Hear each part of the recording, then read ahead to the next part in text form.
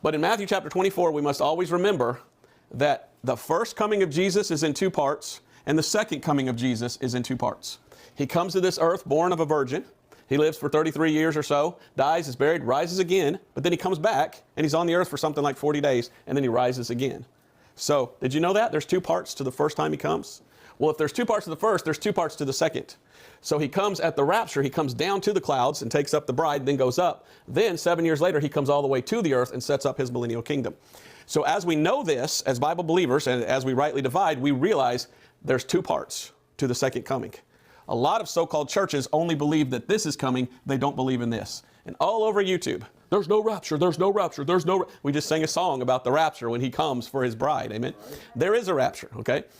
Now, here is the outline of Matthew 24. Verses 1 through 2 is Jesus foretells the destruction of the Jewish temple.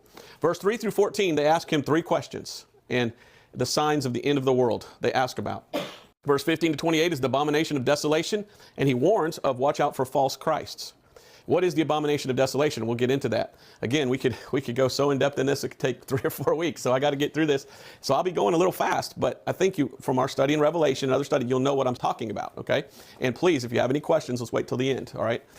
Sign of the coming of man, he mentions in verse 29 through 30. What is that sign of the coming of man? That I've always wondered that. And then this week, someone sent me a video about the Alpha and the Omega, and I'll just mention that in passing. Could that be what it is? I don't know. I honestly don't know what that sign is.